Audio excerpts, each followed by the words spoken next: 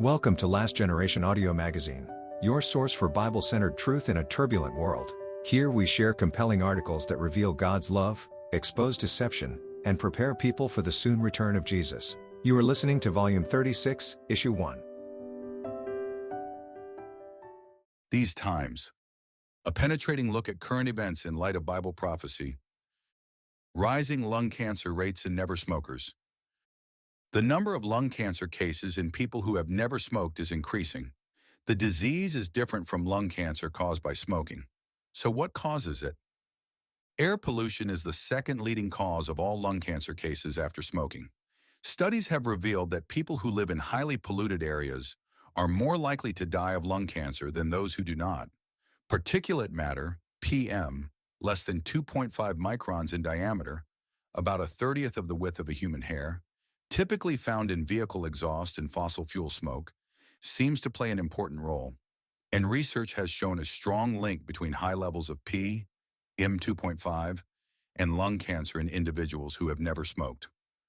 With the increasing risk of wildfires, air pollution, and PM2.5 levels are rising again in certain regions of the U.S., says Christine Berg, a retired oncologist from the National Cancer Institute in Maryland. At least one study has shown an association between wildfire exposure and increased incidence of lung cancer. In 2021, the World Health Organization, WHO, have the annual mean air quality guideline for PM2.5, meaning it has adopted a more stringent approach to particulate matter. But 99% of the world population lives in areas where air pollution levels exceed these updated WHO guideline limits, says Ganfeng Luo of the International Agency for Research on Cancer in France. In Delhi, for example, the average PM2.5 levels are 20 times above the WHO air quality guidelines. Exposure to radon gas is another leading cause of lung cancer worldwide. In 2015, it was estimated that 3 to 20% of global lung cancer deaths could be attributed to radon exposure, and this percentage reached 30% in never smokers. We're certainly seeing the earth growing old like a garment, and those who dwell in it dying in like manner. Isaiah 51:6. Another sign that it's time for Christ to return. Free speech and violence. Over a third of U.S. students believe it is acceptable to use violence to stop a speech on a college campus, according to a new survey. The Foundation of Individual Rights and Expression, FIRE, has published its 2026 College Free Speech Rankings, an annual review of American universities' speech protections and climate of open inquiry. When asked whether using violence to stop a public speaker on campus is acceptable, only 66% of students responded that the tactic is never acceptable. 15% responded that violence is always or sometimes acceptable, with a further 19% saying that it was rarely acceptable. The combined 34% is a record figure. In 2022, that figure was 20%. Fewer students believe that controversial ideas should be heard on campus, and more are willing to allow others to suppress speech through disruption or even violence than ever before. FIRE's chief research advisor, Sean Stevens, says of this year's data, "These aren't isolated findings. They represent a troubling, accelerating shift on campuses across the country." Speculating on the reason for this, he says, "Intolerance can rise with increases in political polarization, something that has been happening among the general public for a while. I do think the features offered by social media, the ability to curate a feed with things one likes while filtering out things they don't like, play into the rise in intolerance among today's undergraduates. The book of Revelation prophesies a situation of extreme intolerance and removal of freedoms in the last days, even in the United States. This report is evidence of widespread movement in that direction already." Dwindling belief in spontaneous genesis. In July 2025, Dr. Robert Endres of the Department of Life Sciences, Imperial College London, published a paper revisiting the question of how life on Earth began. Andre's contributions are new formulas for examining the likelihood of a spontaneous beginning of life on Earth.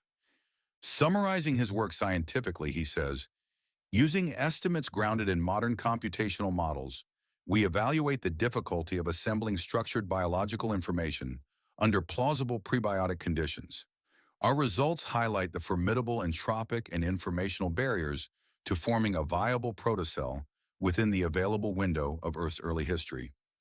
That is to say that despite help from AI, it's clear that life on Earth is extremely unlikely to have come into being by itself.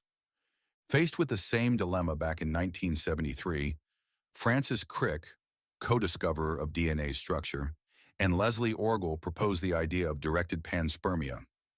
Endres explains, in their scenario, an advanced extraterrestrial civilization facing extinction or perhaps scientific curiosity dispatched microbial starter kits to habitable planets like ours.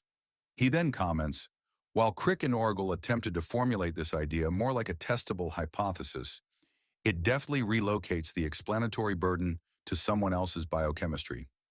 Endres recognizes that at best, it only accounts for how life got to Earth, not how it began, but he has no other suggestions. Although Endres' paper caused a momentary flurry in the popular media, people love articles about space aliens, there's nothing new here. Scientists are still sidestepping the possibility that there's a creator, even if they have to turn to science fiction to do it. Meanwhile, the mounting scientific evidence of design in biology and fine-tuning in chemistry and physics unerringly point us back to the Bible. Is AI eroding our thinking skills? Does ChatGPT harm critical thinking abilities? A new study from researchers at MIT's Media Lab has returned some concerning results. The study divided 54 subjects, 18 to 39-year-olds from the Boston area, into 3 groups and asked them to write several SAT essays using OpenAI's ChatGPT, Google's search engine, and nothing at all, respectively. Researchers used an EEG to record the writer's brain activity across 32 regions. They found that of the 3 groups, ChatGPT users had the lowest brain engagement and consistently underperformed at neural, linguistic, and behavioral levels. Over the course of several months, ChatGPT users got lazier with each subsequent essay, often resorting to copy and paste by the end of the study. Psychiatrist Dr. Zishan Ka says that he sees many kids who rely heavily on AI for their schoolwork.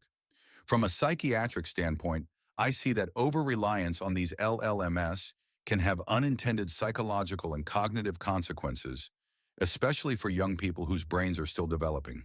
He says, these neural connections that help you in accessing information, the memory of facts, and the ability to be resilient, all that is going to weaken. The deceptions and pressures of the last days require stronger rather than weaker thinking skills. We need to do all we can to encourage and help young people to develop them. Let's guard ours too. Thank you for listening to Last Generation Audio Magazine. For more of our timely and biblical resources, including our print and digital editions, visit our website at lastgen.net and follow us on Facebook and Instagram.